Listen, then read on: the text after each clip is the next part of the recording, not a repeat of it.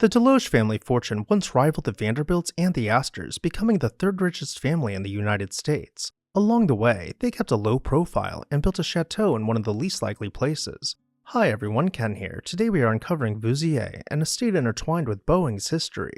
Hit that subscribe button and let's explore this house. This video is brought to you in part by Victorian Society in America. More on them later.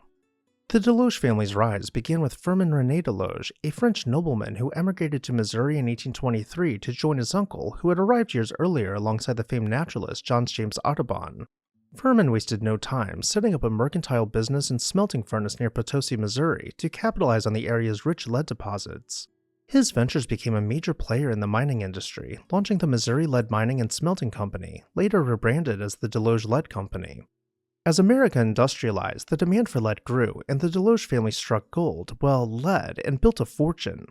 With wealth came expansion. Firmin's son, Firmin V. Desloge II, pushed the family business to new heights, establishing the Desloge Consolidated Lead Company, which would ultimately be sold for a staggering $18 million in 1929.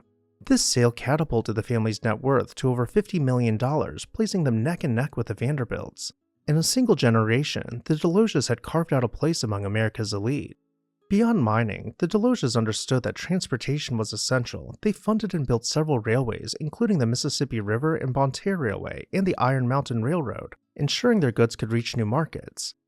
Their reach extended across Missouri and beyond, transforming them into a dynasty whose wealth eventually eclipsed the Vanderbilts. In 1922, Louis Desloge established Watlow, a company producing electric heating elements which is still in operation today with a global footprint. Their diverse investments also led to ventures in oil, uranium, and other resources, pushing their wealth further. However, the jewel of the Desloge legacy was the Vouziers estate, a 15,000 square foot chateauesque mansion overlooking the Missouri River just north of St. Louis and Florissant. Built in 1926 by Joseph Desloge Sr., Vouziers became a symbol of Missouri's Jazz Age, hosting Russian ballerinas, Shakespearean actors, and even King Hussein of Jordan. It was here that high society mingled, world leaders stayed, and the family entertained lavishly. Vouziers was more than just a grand estate, it was a haven, complete with gardens, stables, tennis courts, and a ballroom carved into the hillside, and connected to the house via an underground tunnel. Before we head inside, a quick word about the sponsor of today's video, Victorian Society in America. Are you captivated by historic architecture? Want to explore, learn, and dive even deeper into the past? With the Victorian Society in America, you'll have the chance to travel to American cities and tour stunning 19th century buildings, pursue learning through internationally acclaimed summer programs in American cities and abroad, including Chicago, Newport, and London to name a few.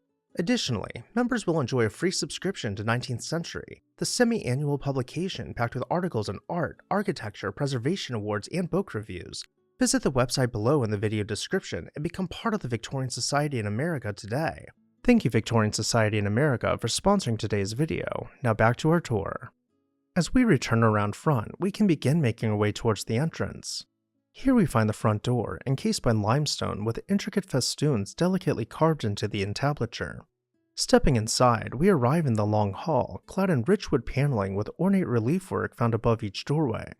The wood paneling in this hall creates a series of arches, with every other one acting as the window surround.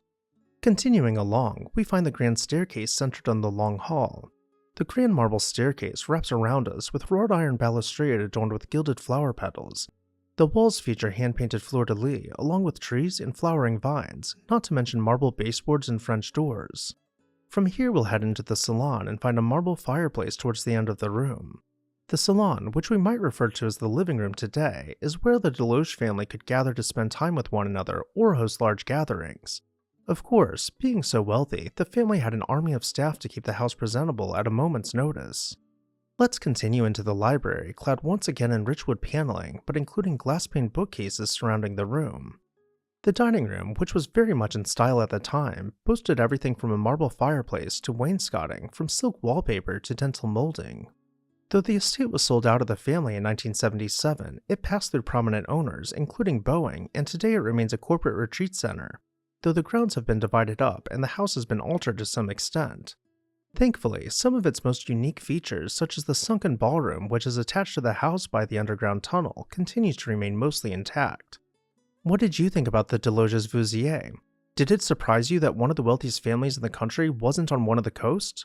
I'd also like to know if you had a favorite room or architectural feature. Either way, let me know down below in the comments section. And don't forget to check out Victorian Society in America. The link is down below in the video description. As always, thank you all for watching, and I'll see you next time on This House.